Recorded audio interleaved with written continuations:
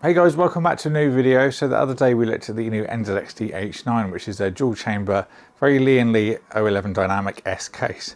That seems to be the in thing at the moment, and with that theme in mind, ASUS have entered the chat.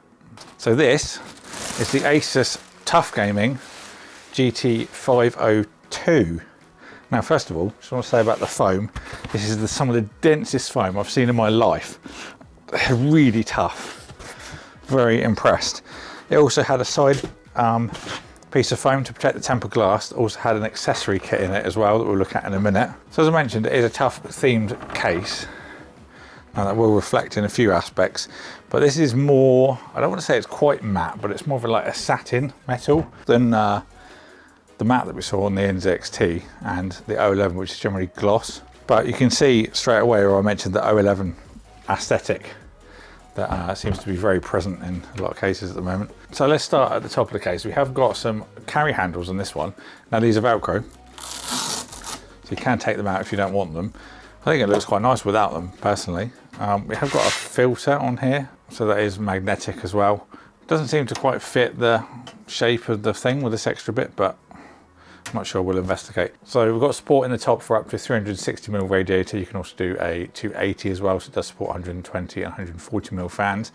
360 is going to be pretty much the size you're going to go for if you're building anything recent, because everything's just so hot nowadays that 360 is at least the cooling you're going to need. Taking these straps off is something we'll have to do to actually access that top panel. But now we've got that off, we can lift off this real chunky piece of metal there to then reveal our brackets. So as I said, the 120/140 support, like the NZXT, it looks like we can take this out. So let's have a little look. There you can. I did wonder. So there you go, easy to put your AIO, rads, fans, whatever you fancy on there, and then you can just slot that back in and screw it down. Now looking at the top of that bit, that seems to make more sense with the dust filter, because that can now go inside there and tuck underneath and then be free from the cutouts. So that goes on the inside rather than the outside. I'm guessing this has been to someone before it got to me, so that's why they've forgot to put it back in and they've just chucked it on the top. So that makes more sense. It looks a hell of a lot cleaner as well with it inside rather than just on the top. So on the back side, we've got support for our 120mm radiator, also a full-size ATX power supply up to 200mm long. We've got 8 support slots. We have got a little bracket you have to remove to actually gain access to those. So they're on captive thumb screws, and that will flop open and allow you to access those. Going back around to the front, this is where we've got our front I/O. So we've got a power button reset. There's 2 USB 3s. These are USB 3.1 Gen 1.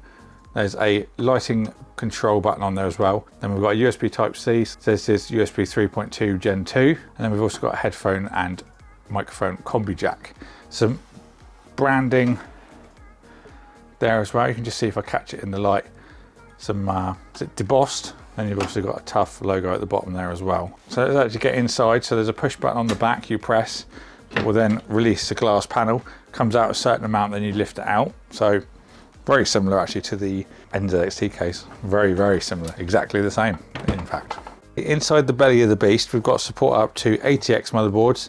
You'll see you've got quite a ledge that falls off. So eATX boards won't be supported in this case, so something to bear in mind. Got nice grommets up the top. Do love to see grommets over just open holes. And then your 24-pin, any USB-C or anything like that as well, also have grommets that will come round and then up into the motherboard. Some more holes down the bottom there as well for any cables that are coming up from the bottom. They also do this in a white edition as well, so the bottom channels might be a little bit better for written cables if you're going to go with a white build. 8 expansion slots, as I mentioned before.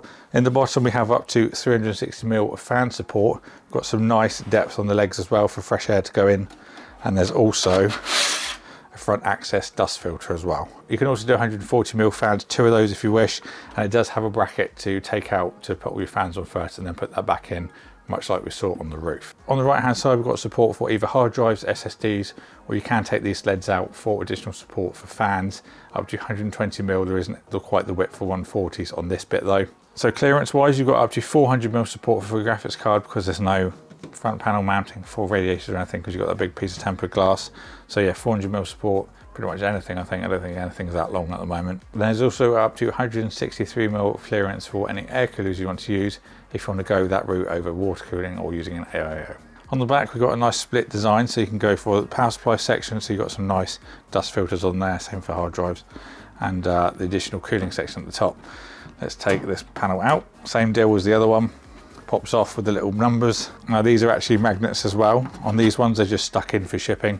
So we have another bracket on this one. You can do 140s and 120s on there. There's also some little screws in there as well to allow that to pivot. So you could, in theory, put an AIO on this side and have it route through to the CPU. Alternatively, maybe a graphics card if you're using one that's got a radiator on it as well. Another option. Of course, you do have the roof support for a radiator, so you could use this for another one. Let me know what you'd use it for.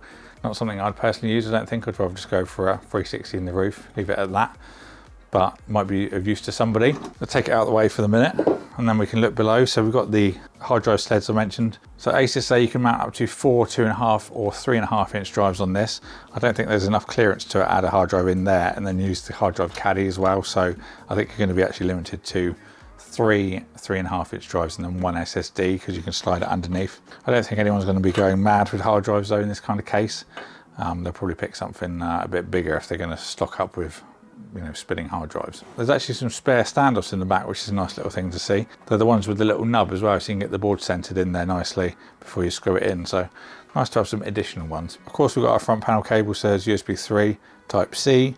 Also got a 5-volt addressable for the little bit of RGB that's on the front. And then we've got power reset, hard drive audio, and that kind of stuff as well. And there's loads of tie down points on there as well, all around where the motherboard will be. So you can easily tie things down on the inside lip of the case as well. And then there's some further down the bottom as well, just on the other side of where you can route your cables through. But loads of potential for cable management around the case. There's also some on this bracket as well. I'd use this whole thing as a cable management bracket really, because you've got holes here you can tie things down to.